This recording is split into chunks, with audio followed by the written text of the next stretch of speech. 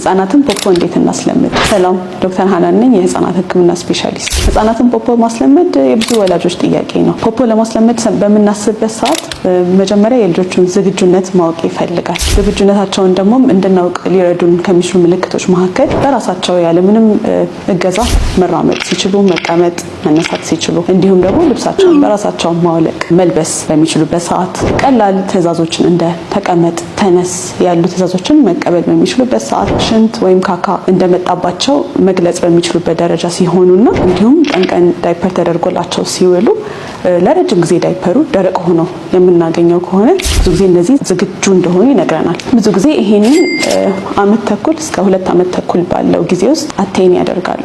እንዴት እናስለምድ የሚለውን ስናይ ንጹህ የመሆንን ፊሊንግ እንዲያውቁ ወይም ደግሞ እርጥበትን እንዲቀፋቸው ለማድረግ ቶሎ ዳይፐራቸውን ምንም ባይነካው እየቀየርን ማስለመድ። ከዚያም ደግሞ ሽንት ወይም ካካ ሲመጣባቸው የሚያሳዩንን ምልክቶች ለማወቅ እኛን እንዲረዳ ፈሳሽ በደንብ መስጠት ወይ መቁነጥነጥ ካለ ወይ ቁጢጥ ማለት ካለ ሊረዳን ይችላል። ከዛም አንድ ፖፖ በማዘጋጀት እነሱ በማንኛውም ሰዓት ሊያገኙት በሚችሉበት ቦታ ማስቀመጥ እና እንዲለምዱትን ሙሉ ከነ ልብሳቸው ፖፖ ላይ ቁጭ እያደረጉ ካስፈለገም መጫወቻ እየሰጡ ማላመድ። ከዛ አንድ ፖፖን ሲለምዱልን ፊክስድ በሆኑ ሰዓታት ለምሳሌ ከእንቅልፍ ሲነሱ ሊሆን ይችላል፣ ከምግብ በኋላ ሊሆን ይችላል፣ ያስቀመጡ ማላመድ ይቻላል።